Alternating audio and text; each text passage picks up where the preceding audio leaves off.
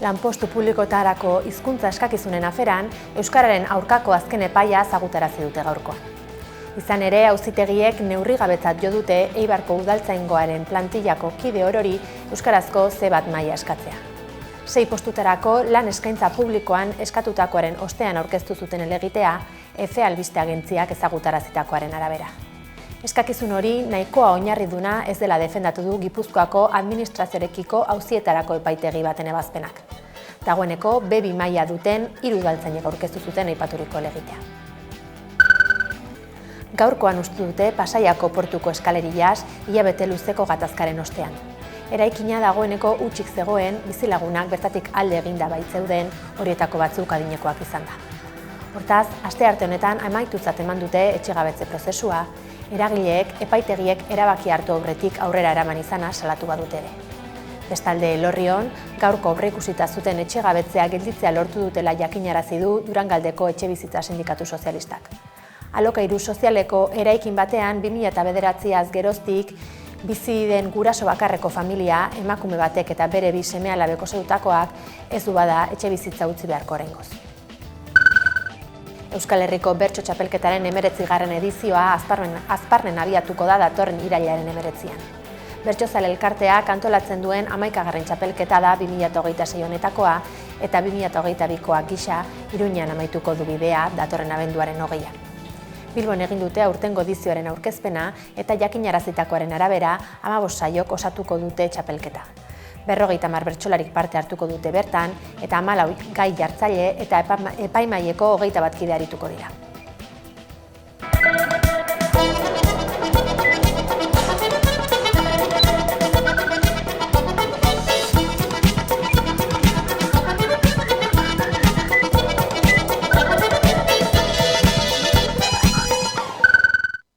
Gabon guztioi eta ongi etorri ekainaren 9ko albistegira. Jose Antonio Agirre lehendakariaren lehen Jaurlaritzaren 80. urteurrena ospatzeko ekitaldien berri eman du gaurkoan Eusko Jaurlaritzak. Hala, jaieguna izango da 2027ko urriaren 7. Eusko Jaurlaritzak adierazi du lehendakaritzan egindako ekitaldi batean 2027ko urriaren 7 jaieguna izango dela Jose Antonio Agirreren lehenengo gobernuaren 80. urteurrena ospatzeko. Hori dela eta hainbat ekitaldi egingo dira datozen hilabeteetan. 40 ekitaldi baino gehiago egin dituzte Agirreren lehendakariaren lehen Eusko Jaurlaritzak sustatutako balioak gogora ekartzeko. Urteurrenaren programazioa 5 arlotan oinarrituko dute. Memoria historikoa eta gizarteratzea, dimentsio kulturala, nazioarteko proiekzioa, entretenimendua eta gaur egungo zein etorkizuneko eztabaidak. Imanol Pradales Eusko Jaurlaritzako lehendakaria ekitaldean izan da eta lehenengo gobernuak itxaropen proiektu bat eraiki zuela gogorarazi nahi izan du. Halaber, igaro diren 80 urteen ondoren eraberritzeko momentua heldu dela ere azpimarratu du. Susana Miranda osasunbideako lehen arretako gerenteak dimisioa aurkeztu du astelehen honetan. Nafarroako osasun sistema publikoaren inguruko kritiken testuinguruan gertatu den azken gertaera da. Bien bitartean, sindikatuek sektoreko langileekin batera sistema publikoaren defentsarako manifestua aurkeztu dute. Susana Miranda osasunbideako lehen mailako arreta zerbitzuko gerenteak dimisioa aurkeztu du astelehen honetan Iruñean. Kargua utzi eta irailetik aurrera bere ohiko postura itzuliko da ospitalez kanpoko larrialdi zerbitzura. Bere kabuz utzi du kargua. Gerentearen dimisioa lehen mailako arretak irisgarritasun arazoak dituenean gertatu da, eta sailak arazoriek hobetu nahi dituela baieztatu du. Horretarako profesionalen hitzordu guztiak online jarriko ditu esaterako. Gainera karpeta pertsonalaren bidez kontsulta baterako ordua eskatzerako garaian algoritmoak sintomei buruzko galderak egingo ditu pazientea profesional egokienera bideratzeko asmoz. Bestalde osasun departamentuak Nafarroako biosasun zentrotan proiektu pilotua abian jarriko du. Adimen artifiziala duen telefono bidezko zitazio automatikoko sistema probatzeko. Hala ere, azken garaietan Nafarroako osasun sistema publikoaren eta bertako langileen egoera salatu dute hainbat eragileek. Honi lotuta sindikatuek osasunbidea eta osasun publikoaren aldeko manifestua aurkeztu dute sektoreko profesionalekin batera. Lab, Satxe, SAE, UGT, AFAPNA eta ELAK plazaratu dute dokumentua, eta bertan Osasunbidea eta Nafarroako Osasun Zerbitzuaren egungo egoera salatuko dute. Bertako langileen ordezkari gisa osasun sistema publiko indartsua defendatu dute, herritarren benetako beharrei erantzuteko gai dena. Horretarako sindikatuek ezinbestekotzat jo dute aldaketa sakona egitea osasun kudeaketan. Lidergoa, plangintza eta egiturazko erreformak eskatu dituzte, antolaketa gabeziak zuzendu ahal izateko eta osasun publiko unibertsala, doakoa eta kalitatezkoa izateko besteak beste. Halaber, mahai sektoriala biltzeko eskaera egin dute eta langilei dei egiten diete datorren ekainaren 16an Bianako Printzea Kontsulta Zentraren aurrean egingo duten kontzentrazioan parte hartzera.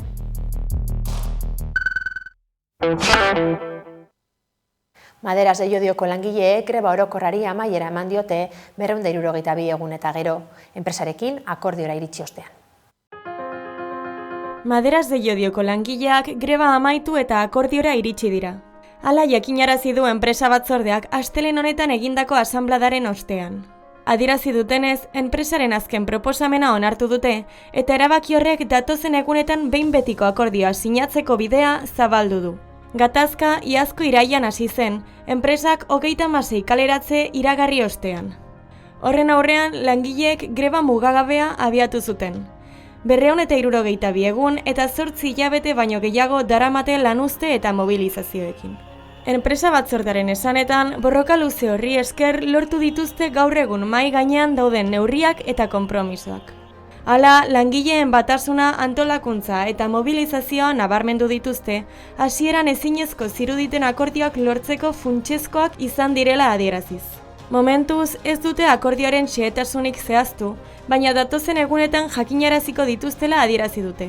Hala, gatazkaria amaiera emateko atarian eskerrak eman dizkiete eskualdeko herritarrei hilabete hauetan erakutsitako babesagatik. Haien esanetan, prozesu honek langileen borrokak eta determinazioak emaitzak eman ditzakela erakutsi du.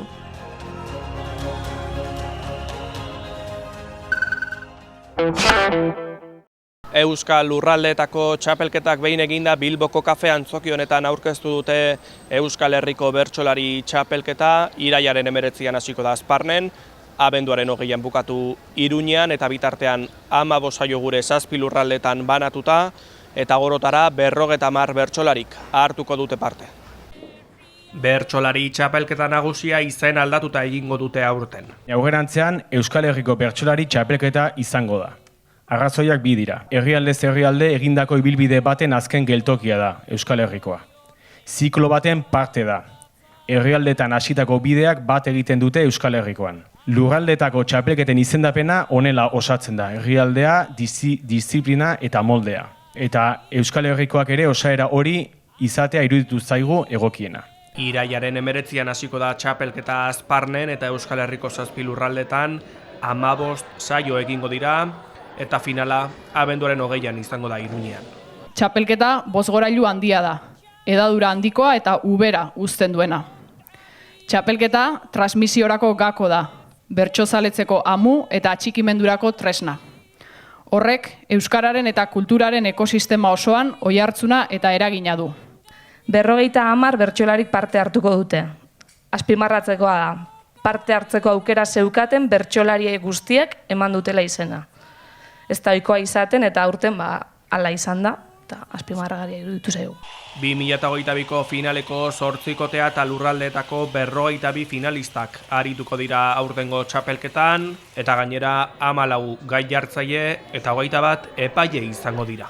Udazkenean beraz, mapan kokatu nahi dugu bertsoa, kultura eta euskera. Baita bertsozale elkartearen balio diren lurraldetasuna, belaunaldi artekotasuna eta feminismoa ere. Sarrerak ekainaren 17an jarriko dira salgai, bertsosarrerak.eu atarian. Euskarazko aisialdia eraikitzen laguntzeko proiektua martxan jarri berritan dute Donostian, Toki Kultur Elkartea, mahai jokoen bitartez Euskal komunitatea garatzea eta sendotzea dute helburu, eta proiektu honen nondik norakoei buruz hitz egiteko ditugu gaurkoan gurekin Julen Azurmendi eta Jon Fernandez elkarteko bikide. Eguerdi on bioi. Guardian. Mila esker, gonbidapena onartzeagatik. Esan bezala, proiektua hasi berritan dago. Nola sortu zitzaizuen martxan jartzen ideia hori, zer piztu zuen txinparta? Bueno, betidanik bai Julenek eta bai nik, eta bai toki kulturalek arteko bestekide betidanik izan dugu, mai jolasen inguruko grin hori edo gogo hori beti jolastu izan dugu, etxean gure aurrekin ere jolastu izan dugu, jokoak sortu izan ditugu, modu xume batean, baina kasu honetan, ikastolan ezagutu genan guraso batzuk gara, gure seme-alabek elkartu gaituzen guraso batzuk gara, eta pixkat hitz egiten, parkean hitz egiten, gure hobiak zaitu ziren, zer genuen gustoko, mai jolasetaz hasi ginen hitz egiten. Hortik mai jolasetara jolasten hasi ginen, eta hortik txispa txiki bat sortu zitzaigun, eta gure buruari galdetu genion, zergatik ez dugu gure mai jolas propioak sortzen, ez? Eta hortik pixka bat hitz egiten, nik daukat, nik bestea daukat, ideia daukat, garatzen hasi ginen pixkanaka, eta gaur egun daukagun proiektu honi hasiera emateko aukera izan dago. Aipatu bezala, mai jokoak bai, baina euskara duzute ardatz, ezta? Hau da, aisialdia eta euskara sustatzea zuen helburu nagusia. Mai jolasak sortzen hasi ginenean, jolasten hasiera batean ere gure seme-alabekin, ikusten genuen adin batera arte bazegoela zer euskeraz, baina gero eta gutxiago. Eta gero ere euskeraz gauzak dauden arren asko itzulpenak besterik ez dira. Orduan, foko handia jarri diogu gurea sortzea. Hemen sortutakoak euskeraz sortu eta euskeraz jolastu. Hori dira gure lema eta hortatik atea ginen. Gero ere ikusten genuen euskeraren ezagutza egon badagoen arren erabilera eskasa zela. Eta batzutan gure seme-alabak ere ikastolatik atera eta gauza batzutan gaztelera ibiltzen ziala. Eta zaten, ez da posible. Orduan, hori, euskeraz sortu genituen jolas hauek, euskal kultura eta gure ingurunea kontuan hartuz, euskeraz jolasteko. Eta hemen ikusten ditugu mailan badaudela, oraintxe galdetuko dizuet, bi joku hauen inguruan, baina orain arte garatu dituzuen proiektu propio hauek aurri zuzendurikoak dira, helduei denok batera jolasteko, zein da nolabaiteko publiko hori? Guretzat publiko guztia da. Bai aurra, bai gazteak eta bai helduak dira gure publikoa. Azkenean nahi duguna da esialdia euskalduna izatea, partekatua, interakzioko esialdi bat izatea, eta ez genuen zentratu nahi gure jolasak aurrei bakarrik, ze Julenek ondo esan duen bezala, iruditzen zaigu esialdi hori publiko guztietara ireki bar genuela, ezta. Egia da oraintxe bertan mahai gainean ditugun bi joko hauetako bat aurrei zuzenduta dagoela, iruditzen zaigulako ere gure kulturrekartea edo proiektua ezagutarazteko, aurrei zuzenduta pauso ona dela, baina beste joko adibidez helduagoentzako da. Orduan, gure etorkizunari begira ere bai pixkat guztiz zabaldu nahi dugu guztiz, eta bai aur, heldu eta gazteei zuzendu nahi dizkiego gure proiektu guztiak. Aipatu dugu hemen dauden bi joko hauek, konta iguzue pixka bat zertan datzan, badakit baduzuela beste bat ere interaktiboa dena, baina hitz egin ezagun lehenbizi bi hauen inguruan nahi duzen bezala. Errexenetik azteko edo oinagatik. Hau latxa da, hemen ardi latxan oinarritu gara, ezta? Eta jolas hau, zoriaren inguruan da, ez? Erdian badago karta pila bat, eta partaidek jomardea kartak hartzen banan. Eta momentu batean, helburua da 15ko hartaldea sortzea, badaude kartak ardi batekin, 2, 3, 5, eta helburua hartaldea sortzea da, baina badaude arrisku desberdinak. Eta orduan, momentu batean, zu erabaki behar duzu, karta hauek gordetzen ditut, eta hurrengoan jarraitzen dut, edo arriskuan jarraitzen dut. Ez dakit... Noraiteko estrategia garatzea... Bai, estrategia baina oso simplea da, azkenen finean 6 urtetik aurrerako entzako da, eta... Bai, guk aurrekin jolastu izan dagoenean, beraiek asko gustatzen zaie, beste karta bat hartu edo ez hartu, momentu horrek, erabaki horrek, biko duen emaitza, ez? 8 azaltzen baldin bada adibidez ardi guztiak galtzen dira, 15etik pasatzen baldin bazera baita ere, arranoarekin ondokoari lapurtu diezaiok ezu ardi sorta bat, azkenean interakzio hori aurrei asko gustatzen zaie, ezta. Eta gero bestaldetik daukagu azken balea jokua, joku hau helduagoentzako egina dago, guk 10-12 urtetik aurrerako pertsonentzako zuzenduta dago, estrategia puntu bat badaukalako. Joku hori baza jolas bat da, tute antzeko jolas bat, eta semikooperatiboa da. Hasiera batean, jokalari guztien artean balea izatu behar dute, misio batzuen inguruan, misio ezberdina daude jokoan, eta misio horiek bete egin behar dira. Adibidez, talde ezberdinetako karta daude, ezpata, kopak, urreak eta bastoak dauden bezala, kasu honetan, arpoiak, sagardoa, olioa eta arraunak daude. Orduan, pasa jolas horretan, lortu behar dena da misio konkretu batean, misio horretarako palo edo talde ezberdina lortzea, misio bakoitzean ezberdina, eta lortzen baldin bada, lantaldean balea izatu egin da. Behin izatuta dagoela balea, orduan ja modu kompetitiboan sartzen gara, lehiakorrean, eta orduan bai, baza jolas honetan, ahalik eta puntu gehien lortu behar dira, simulatuz pixka bat, gure garaian, gure euskal arrantzaleai omenaldi bat eginez, balea izatzen zutenean, azkenean balearen banaketa pixka simulatuz. Orduan puntu gehien lortzen dituenak, partida edo txanda hori irabaziko luke, eta pixka bat ideia. Dagoen berezitasuna ere agian kasu honetan da, hasiera batean kooperatiboa den arren, hor sartzen da, gero kompetitiboa denez, edo lehiakorra denez, gezurrak esan, idauka unik ez dakiz zer, hor sartzen da pixka bat... Badago zilegitasuna hor, egia da gezurra esaten. Eta bilatzen du ere komunikazioa. Azken finean gure jolasak bai dira aurrez aurrekoari garrantzia handia ematen diete.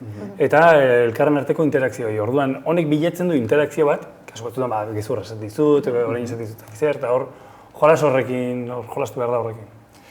Aurrez aurrezko hori lehen esten duzue, baina aipatu duzue, baduzuela beste joko bat, behintzat oraingoz interaktiboa dena, zertan datza beste proiektu? Beste jolas hori digitala da, gezurti du izena, eta gezurti.eus webgunean jolastu daiteke. Digitala den arren, aurrez aurrekoa bilatzen du. Aurrez aurrekoa, jendean artean jolasteko.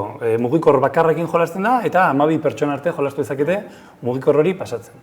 Azkenean hitz bat dago, eta batzuk herritarrak dira, eta bestetzuk gezurti txikitan jolasten genuen jolas hori, ahora belarrira hitz egiten, zure hitza da maila, eta zuria da maila, eta gezurtiak ez dauka maila, baina ezaki pista bat edo ez, eta asmatu behar du zein den hitz gako hori, eta hitz eginez. Hemen lantzen dugu komunikazioa, euskera, eta lantzen dugu ere jende arteko hori aurrez aurrekoa. Nahiz eta digitala izan, ez dela gure lehentasuna, baina ikusten dugu betetzen duela hori.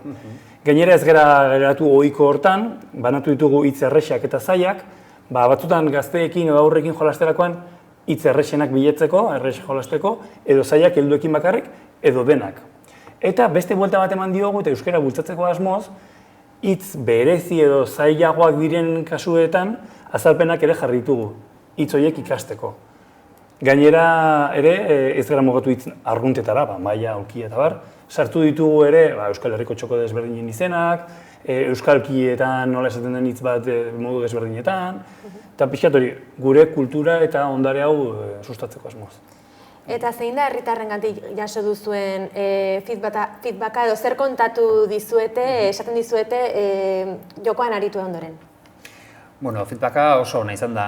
Lehenik eta behin, proiektuaren helburua gure inguruan oso ideia hona iruditu zaie, azkenean bereiek ere konstiente dira, aisialdi euskaldun bat behar degula, gure ingurua euskalduna izan arren, Junelek lehen esan duen bezala, azkenean gure aurrak eta parkean, nahiko genukena, baina erdera gehiago entzuten dugu, eta gure inguruan gurasoak edo familia artean proiektua oso iniziatiba ontzat hartzen dute. Behin jokatuta, inkluso, bereiek ere joko divertigarriak direla ikusi dute, ondo pasa dute, baina batez ere aurrekoan gezurtira jolasten egon ginen parkean nahita, bai aur, guraso eta beste batzuekin, eta guk nahita begiratu genuen, baina beste guraso batzuk esan ziguten, 30 minutu egon ginen jolasten eta aur guztiak eta heldu guztiak, normalean agian beraien artean euskeraz egiten ez duten arren, 30 minutu horiek euskeraz egon ziren, eta orduan horri guk balio handia ematen diogu, eta horri trasladatu egin digute besteak ere bai, eta guretzako hori oso garrantzitsua da. Aipatu duzue, beraz zuek utxune ikusten duzue euskarazko aisialdian, zeintzuk dira zuek alorretan ikusten dituzuen gabezia nagusiak? Lehen aipatu bezala, ezagutza egon badago, baina erabilera faltan botatzen dugu. Eta honek bilatzen duena da, hori espazio bat, toki bat, horregatik ere toki izena jarri dugu, bilatzen dugu euskararentzako toki bat. Adin desberdinetako pertsonak elkartuko dituna, aurrez aurrekoa, eta euskararen erabilera bultzatuko duena. Orduan, komunitatea pixka bat ere sortzea proiektuaren inguruan. Eta jokoak garatzeaz gain ere, beste hainbat ekimen aurrera eramaten dituzue, adibidez, tailerrak. Ze motatako tailerra dira, zer ikus dezakegu tailer horietan? Gure ideia da, tailer horietan nahi duguna da aurrak interakzio horretan eta komunitate horretan elkartu eta jolasetara jolastu. Guk pixka bat dinamizazio hori egiten dugu eta jokuetara jolasten laguntzen diegu. Eta gero aldi berean ere bai, gure sormen hortatik, edo guk joku hauek sortzerakoan garatu dugun sormen hori baitere nolabait aurrei erakutsi edo aldegunean gutxienez esan aldela, bakoitza barruan daukagun hori ere azaleratu eta ideia txiki batetatik zertara iritsi daitezkeen, adibidez marrazketaren bitartez, okurritzen zaizkien gauza guztiak apuntatu eta ideia txiki horretatik garatuz errealitatea egin daitekeen proiektu bat izan daitekeela. Orduan aldi berean euskeraz sortu, euskeraz jolastu lema horren baitan, azkenean bultzatu nahi duguna da, azkenean bereien sormen hori pixka bat garatu eta bultzatzea. Gero tailerretan noski gure mai jolasetara jolasteko aukera izango genuke, eta gero azkenik bait ere, gure ideia da behin proba bat egin dugu, Donostiko auzo batean, gau beltz batean antolatu genuen escape room, antzeko euskaldun escape room bat, eta oso harrera ona izan zuen. Arrakasta handia izan zuen eta iruditu zitzaigun, aukera ona izan zitekeela toki kultura elkarteak horrelako ekimen ezberdinak sortzea, bai escape rooma dela, bai altxorraren bilaketa bat izan daitekeela, edo azken finean komunitatea pixka bat elkartu eta interakzio horren bitartez plan ezberdinak edo gauza ezberdinak antolatzeko. Zentzu horretan gainera, eremu digitaletik haratago joateko ikuspegi hori edo baduzue. Oso deskonpentsatuta ikusten duzue eremu digitalean edo pantailetan dugun eskaintza euskaraz diote, eta aurrez aurrekoan duguna, aisialdiari dagokionez? Euskara badakizu, azkenean hizkuntza zapaldua da, bere arazoak dauzka, erabilera sustatu nahi dugu, eta bai digitalean eta bai aurrez aurrekoan arazoak ditu azaleratzeko eta jolasteko. Orduan, digitalki edo aurrez aurre, egia esan bietan nahiko gutxitua dago, nahiko alboratua. Kasu honetan, gu indarrak jarri ditugu, batez ere aurrez aurreko hortan. Lehen esan bezala badago digital bat, baina bilatzen du aurrez aurrekoa, eta aurrez aurreko hortan sustatu nahi dugu esparru bat da, eta hori indartu nahi dugu. Orain, hortan gabiltza, herritarren artean ere zuen berri edo zuen proiektua zabaldu nahien, horretarako zuek ere Itxulapikoak plataformaren bitartez kanpaina jarri duzue martxan, zertan datza kanpaina hori nola planteatu duzue? Kanpainak honentxe bertan, kanpainari 6 egun falta zaizkio, maiatzaren 18an hasi genuen eta ekainaren 15 bitarte dago, datorren astean bukatzen dugu. Eta, azkenan gure hasieran planteatu genuena izan zen, gure proiektua aurrera eramateko eta gurpila martxan jartzeko, gure kalkulu batzuk egin genituen eta tirada handi bat ateratzeko asmo horretan, gure kalkuluak egin genituen, ez? Itxulapiko.eusen sartzen balin bada jendea, bertan ekarpena egin dezake gure jolas ordainsaria, gure jolasak izan daitezkelarik, edo beste hainbat ordainsari. Eta esan bezala, diru kantitate minimo bat jarri dugu, diru kantitate hortara iritsiko bagina, gurpila, esan bezala, martxan jartzeko eta aldeko puru hori edo tirada hori aurrera eramateko eta orduan pixka bat hasteko gure proiektu guzti honetan martxan hasten, ez? Orduan, aste bete falta zaigu Itxulapiko.eusen gure minimora iristeko, hortxe gabiltza. Eta indar guztia jartzen bertan. Hortxe utziko luzatu diegu gonbidapena, gaurkoan hemen utziko dugu elkarrizketa. Mila esker gurekin hitz egiteko eta arte hori hartzeagatik. Hona arte iritsi da aste arte honetako albistegia. Oktiuk 14 eta Txekoslovakoren arteko kolaborazioarekin amaituko dugu gaurkoan albistegia, Porrotx RMX abestiarekin hain zuzen ere. Informazioa zabaldu nahi baduzue, 11ko webgunea eta sare soziala kontsulta ditzakezue. Gu bihar izango gara berriz ere zuekin bueltan, mila esker zuen arretagatik eta ondo izan.